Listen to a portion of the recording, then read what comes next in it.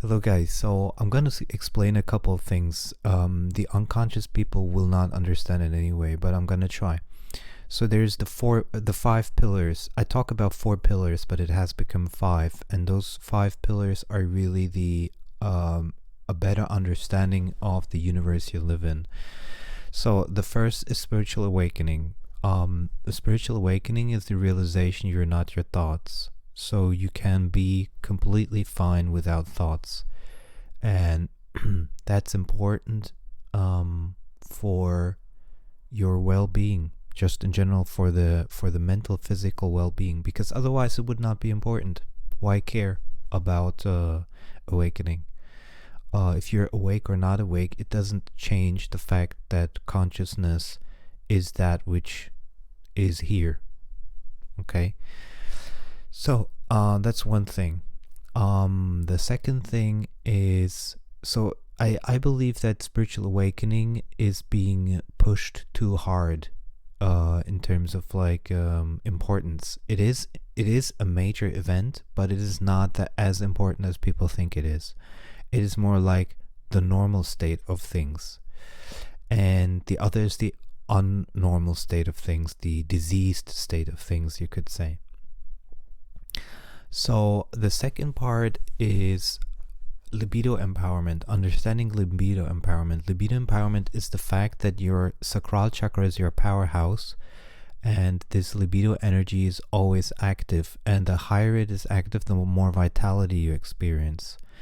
Then you have the third one, which is toxic metaframing. This is if someone suppresses their libido empowerment and finds others to toxic metaframe them, that is that is a form of he finds others to suppress them. That's a form of they usually use a form of toxic metaframing. For example, I just received the comment "eat shit." Eat shit is anger, obviously, and it's toxic metaframing. And it's important to understand that indirect communication is not toxic metaframing. So if it doesn't really directly involve the other person. So if I, for example, if I talk about Sadhguru and I explain how I see his soul plan, and I make a video about it, then that's not toxic metaframing. But when somebody comes and tells me directly in my comments to me, eat shit for making that video, that's toxic metaframing. And it's because the other person is suppressing the libido empowerment, their joy and the joy and sexuality in the sacral chakra. And that's also why so many men in India are very keen on strongly defending their favorite, gurus, because they identify too much with them, and they consider it like a personal attack, which is absolutely idiotic. And so let's continue. Then there is the fourth thing, which I call the healing modalities, which is anything that helps you heal in terms of the body. Could be, the tapping. I'm going to talk about tapping also more because it helped me a lot.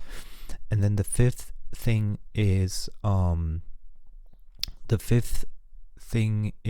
knowing your soul plan. And if you understand soul plan within yourself and others, you can be much more compassionate in general, because you understand they don't have a choice. That's just how their parameters are set. Just like you wouldn't mock a handicapped person for behaving the way they do because they cannot behave differently. The same is with the soul plan when you understand it. So, and for yourself as well, have more compassion with yourself as well. So that's those are the five pillars. And once you understand the five pillars, or once you awaken or realize or become conscious of these five pillars, you will understand many things that happen in the universe, like anything that goes on in your life. You will understand it from a completely different perspective. And most of the people act only in the unconscious toxic metaframe area. They usually their libido energy comes up, they don't know what to do, they're frustrated, they toxic metaframe others, and that's their daily routine.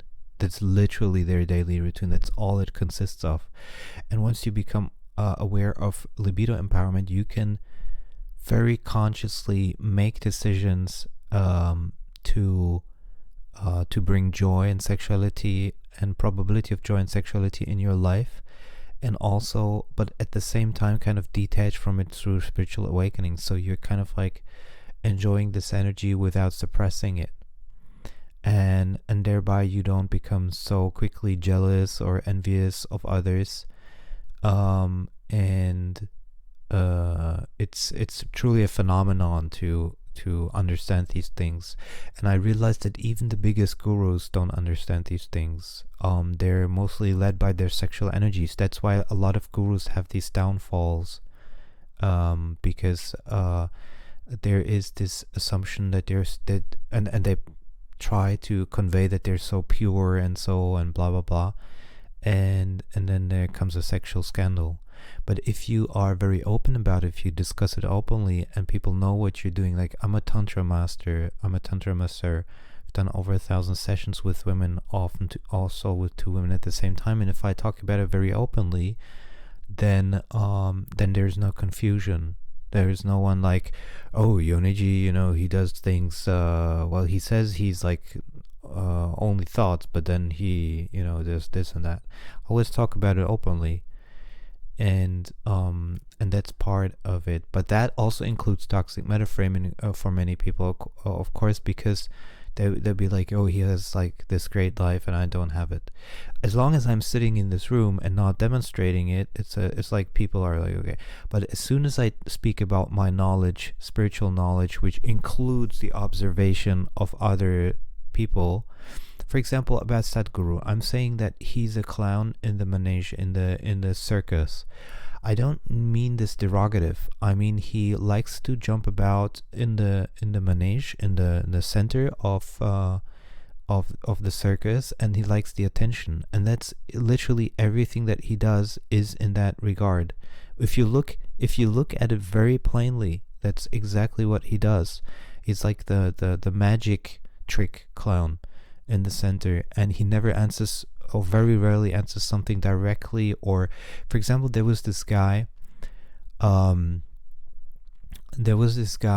said, who am I? Okay, I'm not this body, who am I? And all Sadhguru says is that if you truly wanted to know this question, like in the sense that you couldn't sleep, I would give you a different answer. This is a clown answer, because it again gives him the opportunity to make a story out of it, to be so, oh, I'm so great. And so it's always the same. It's like, look at his soul plan. It's always the same. It's literally always the same. And like I said, I don't mean it derogative. I mean, like, that's his soul plan. He's supposed to be that. That's why he everything that he does is in that perspective. It's like, once you understand it, like once you see it, that's why I call it the 5th pillar, understanding soul plans. You cannot even be like upset about it, because that's his soul plan. That's just how it is. And a spiritual showman, okay? And there's more showman than spirituality in that sense. I don't disregard that he has some knowledge, but he gained that knowledge also from somewhere else. For example, my not to boast my own knowledge, that's not important, but all my own knowledge, except for the spiritual awakening, my tantric knowledge, I gained everything on my own. I've never went to a yoga class in the sense that I learned from a yogic master or something like that, which Sadhguru did. So, and through hard trying, no, not hard trying, but keen observation. My soul plan is spiritual observer. I don't want to compare myself, because that's not what it's about. I'm trying to explain that once you know your soul plan, you cannot move outside of the parameters. You will never see Sadhguru sit down without any cameras there and just be like Ramana. It's not gonna happen because it's not his soul plan. And okay, so back to the question, who am I? He didn't answer with a spiritual answer. He answered with, well, if that was a serious answer, I would give you a different answer. Question, I would give you a different answer. And that's just wrong, because many more people are listening to Sadhguru. There's thousands of people listening.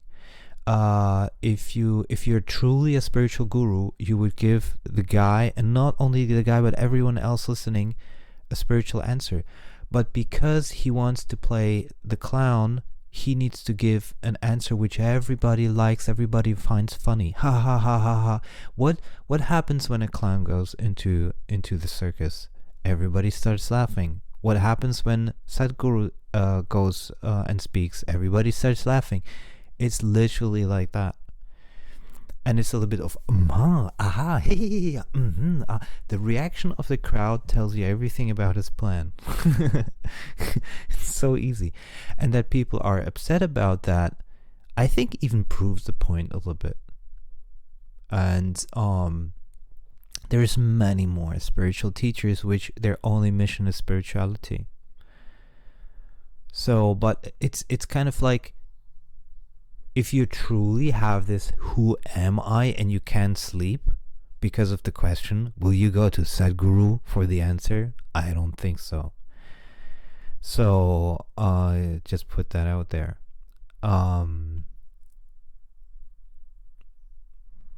Yeah, and that's it for now.